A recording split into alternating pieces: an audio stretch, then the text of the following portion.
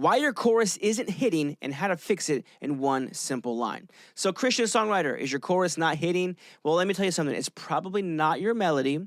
It's probably not the rhythm. It's probably not the chord choices. It's probably not even the theme. It's probably that you lack an emotional core.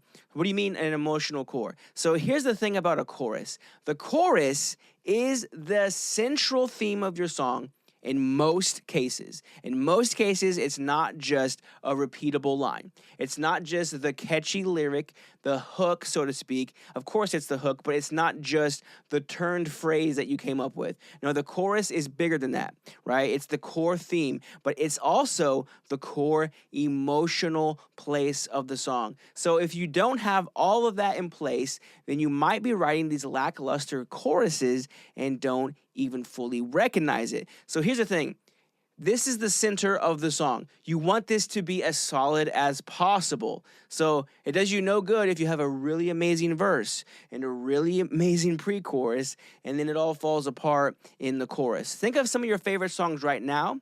If you're doing that right now, you probably have thought of a couple of really cool choruses just off the top of your head. So why aren't your songs translating? Because that emotional center isn't being carried through enough.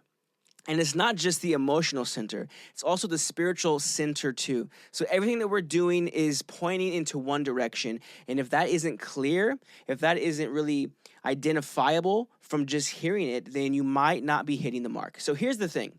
If there was just one line in your song that you want people to hear, what would it be? Now, make that the central emotional theme in your chorus and build around that.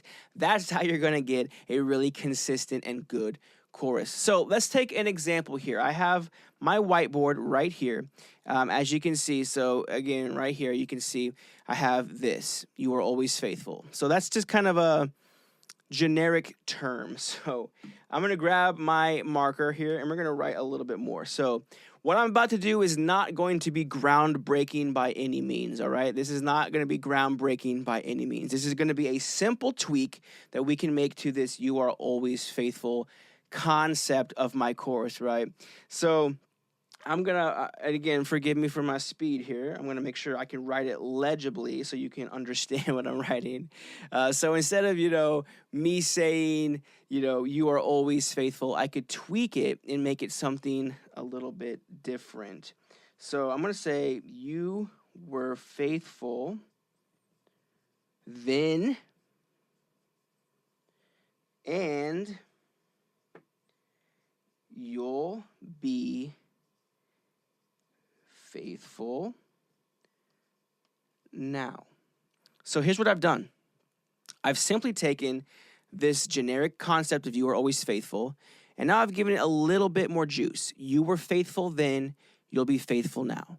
Right? So obviously this is nothing groundbreaking. I already told you that. This is just an idea for you to spin in your head. So what we did there with "you were faithful then and you'll be faithful now" is we've added a little bit more emotional context and weight without having to really change anything at all about what we've written, okay? So with the way we have it now, "you were faithful then and you'll be faithful now," what we end up with that is a more vivid imagery that we can pull from whenever we're crafting our lyrics, whenever we're directing the song direction, whenever we're mapping things out and making sure things are going the way they should be, and constantly building. See, this is the thing too. You want to be constantly building towards something of value in the song. And normally that's your chorus. Normally that's the thing you come back to, the thing you repeat, the chorus. So you can build everything out in the verse, build it all out in the chorus, build it all out in the bridge, and then it always points you back to that chorus. That's usually how it goes. So this is just going to give me a little bit more of something to go off of whenever I'm writing. So if this tip was awesome for you and you were able to implement this immediately, then comment down below and I'll send you another training.